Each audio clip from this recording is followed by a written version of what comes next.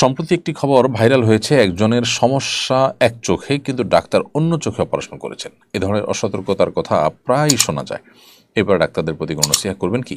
আমাদের চিকিৎসক এবং চিকিৎসা সেবার সঙ্গে যারা জড়িত আছেন তাদের প্রতি বিনীত অনুরোধ থাকবে যে রোগীদের প্রতি আমরা সদয় হই, আন্তরিক হই, তাদের প্রতি একটু দয়া ও মায়া করি।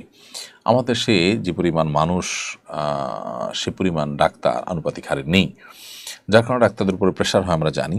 এবং সাধারণ মানুষ, তারা এদেশে মানুষ নানা কারণে খুব বেশি সহজ সরল প্রকৃতি, তারা এমন কিছু কাজ করেন বলেন হয়তো বা যেটা ডাক্তারদের বিরক্তির কারণ হয়, কিন্তু তাই বলে ডাক্তাররা তাদেরকে অবজ্ঞা করলে তারা আল্লাহর কাছে জবাবদিহিতার মুখোমুখি হতে হবে। বিশেষ করে ডাক্তারদের যখন ফি দেওয়া হয় বা বেতন তারা পান রোগী দেখার বিনিময়ে, তখন তাদের কর্তব্য হয়ে যায় যথাযথভাবে রোগীদেরকে সার্ভিস দেওয়া। বিধায় এ ধরনের ভুল ভাল করলে তার দায়িত্ব নিতে ডাক্তারকে বাধ্য করা উচিত বা সংশ্লিষ্ট ব্যক্তিকে বাধ্য করা উচিত যে তিনি একজনের একটা ভালো চোখ সেটাকে তিনি অপারেশন করে দিয়েছেন কেন।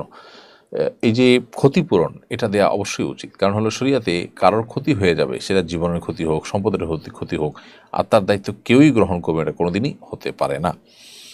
তো সেই জন্য এখানে ক্ষতিপূরণ সিস্টেম থাকা দরকার। তাহলে আমার মনে হয় এই ধরনের অনাকাঙ্ক্ষিত ঘটনা ঘটবার যে প্রবণতা আছে আমাদের সমাজে বা যে প্রচুর পরিমাণে দেখা যায়, সেটা বন্ধ হয়ে যাবে বা কমে যাবে ইনশাআল্লাহ তাআলা।